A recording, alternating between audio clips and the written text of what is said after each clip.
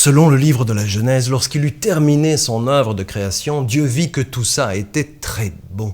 Alors dernière question, oui évidemment, c'était très bon. Alors que s'est-il passé pour qu'on s'acharne à fissurer le socle biblique de la place de l'humain sur le théâtre de la création, en abîmant ainsi d'évidence l'élan d'une profonde espérance qui est l'ADN magnifique du royaume?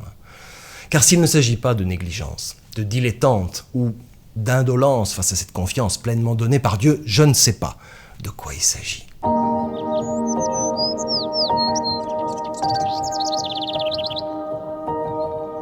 Oui, nous avons collectivement abîmé la nature. Nature, cette part sauvage du monde dans lequel nous vivons et que nous n'avons pas créée et qui n'était pas censée être aussi douloureusement sous influence humaine.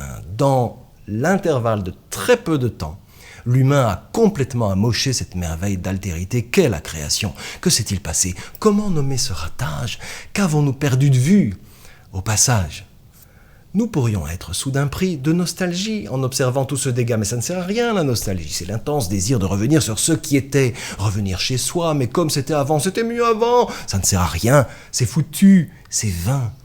D'y penser, un philosophe comme l'Australien Glenn Albrecht a imaginé le concept de solastalgie, ce qui qualifie exactement l'inverse. La solastalgie, c'est ce que nous pourrions éprouver alors que nous restons sur notre sol en ayant l'impression que celui-ci disparaît. Défiguré par le béton, soufflé par des trompes d'eau, mangé par des incendies de forêt. On souffre de ce qui se transforme dans un troublant sentiment d'impuissance. Nous constatons avec douleur que sous nos yeux, au bout de nos bras ballants et de nos oreilles qui bourdonnent de tant de trop, se perdent nos émotions de la création. Création, nom féminin, ensemble de choses créées et considérées comme l'œuvre d'un créateur qui leur a donné existence. Mot qui partage son étymologie avec le mot oraison, donc poème, prière, c'est joli ça, hein. Créer c'est mettre au monde. La créativité c'est notre aptitude à être au monde. La création, disent les philosophes, est une espèce de production, si on entend par ce terme le fait de causer l'existence d'un objet ou d'un être qui par conséquent n'existait pas ou pas tels qu'ils sont avant la création. Au commencement, Dieu créa le ciel et la terre, la main de Dieu jaillit du ciel pour séparer la lumière et les ténèbres, paf! Geste créateur inouï, différenciation du vide, c'est fort ça quand même, c'est fort. Il est celui qui donne l'existence même à l'objet de sa création qu'il pose, par exemple nous, dans un contexte de vie, par exemple ici, dans cette salle. C'est étonnant ça, non? Vous êtes étonnants, toutes et tous. Moi aussi d'ailleurs je suis étonnant quand j'y pense. Vous êtes, ils sont, nous sommes les hôtes étonnants de cette création. Voici je vous donne, dit Dieu dans le jardin, et là c'est le moment où il faut reparler de l'éco-responsabilité envers la création, qui serait que nous apprenions encore à considérer que nous sommes trait d'union entre la terre et le ciel. Nous sommes des êtres frontières, dit Grégoire de Nazianze au IVe siècle. Nous sommes chacun, chacune, un microcosme, microthéos, disent les pères de l'Église. Oui, nous constatons tout désolés que notre sol connu se dérobe pas à pas sous nous, alors défendons notre sol sur le sol de notre foi.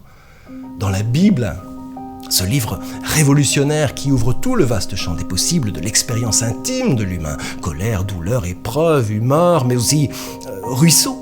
Sous-bois, bêtes dans les champs, oiseaux dans les airs, bestioles sur le sol, car le voici, le lien entre l'écologie et la poésie, l'émerveillement, la fraîcheur des commencements, l'enchantement visuel et sonore de la création. Le voilà, le dialogue avec le créateur, car au-delà d'une réalité factuelle ou historique, d'un infini débat philosophique ou écologique, l'idée même de création n'est-elle pas d'abord dans l'enchantement de l'instant vécu, dans la profondeur de la méditation, la qualité de l'écoute et du silence, dans le dénuement fragile du murmure de la prière. Cette poésie de la création est tout entière un don inouï, une manière sans cesse renouvelée de s'abandonner à la grâce de Dieu. Bonne journée.